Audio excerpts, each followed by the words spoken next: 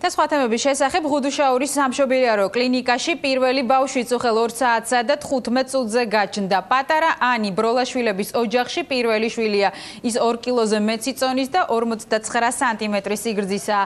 ახალშობილს და დედას მაგთიკომმა საჩუქრები გადასცა, თუმცა ამ ბავშვის გარდა მაგთი 1 იანვარს დაბადებულ სხვა პატარებსაც დააჯილდოვებს.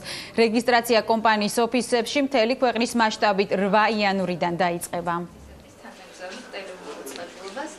და 2 და 500 ანი დავარქვით და მიულოცავთ საქართველოს დღევანდელ დღეს და საერთოდ ამ 2013 წელს.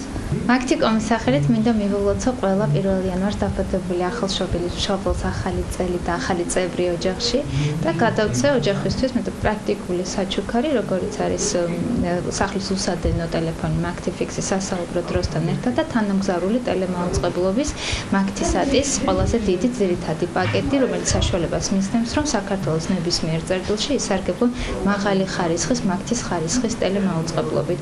ჩვენ დღეს ობიექტური მიზეზების გამო ვერ მოვახერხებთ, რომ ყველა სამშობიარო სახლში მივიდეთ საქართველოს მასშტაბით, ამიტომ ვთხოვთ ყველა ახალშობილის მშობელს, რომ მობრძანენ მაგთიკომის ნებისმიერ ოფისში, როდესაც ამის საშუალება მიეცემათ 8 იანვრიდან 31 მარტის ჩათვლით, წარმოადგინონ პირადობის დამადასტურებელი ბავშვის დაბადების მოწმობები და ჩვენ სიამოვნებით გადაცვით მათ 5 საჩუქრებს.